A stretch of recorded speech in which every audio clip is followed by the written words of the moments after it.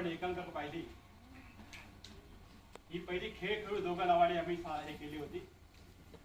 त्यानंतर राजेश देशपांडे आम्ही बोलीभाषेत केली. तर आपण तो म्हणाला की आपण ही आता मालवणी बोलीभाषेत करूया, आणि दोघांनी मिळून ही 2 दिवसात ती स्क्रिप्ट संहिता तयार केली आणि बोलीभाषेत आम्ही सादर केली. त्या एकेकाला बोलीभाषेत त्यावर्षी जवळ सगळीच पारितोषिक मिळाली होती.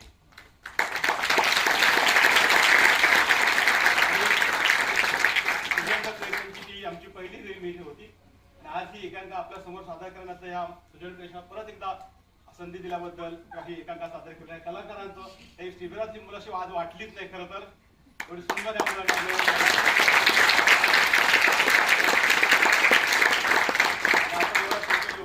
एकांकिका पाहिली त्याबद्दल खरंच आपले सुद्धा आभार सगळ्यांचे.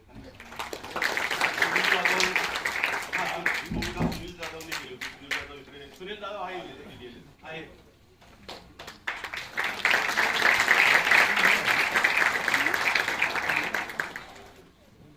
नमस्कार, माझं नाव अथर्व शिंदे आणि मी श्रीधर यांची भूमिका केली.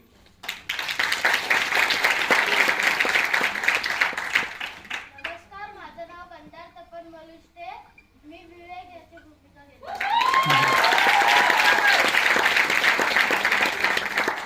नमस्कार, मी तनिष्का राणे, मी रमाची भूमिका केली.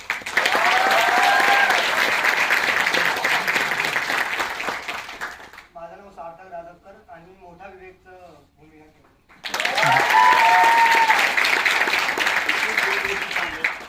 हा केवळ ह्या कार्यशाळेसाठी आत्ताच्या बॅचच्या एप्रिलच्या रत्नागिरीतून इकडे आलेला आहे.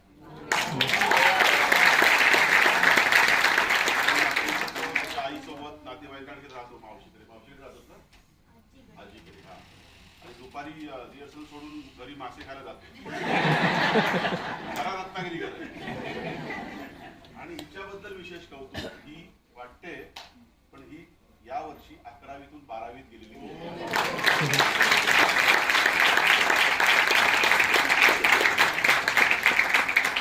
इंजेक्शन देऊन वाढवलेल्या कोंबड्या असतात ना. राजेश सृजननी केली ती भूमिका. सृजन देशपांडे. ही भूमिका त्यावेळी सृजनने केली होती, माझ्या मुलाने. बरं ना.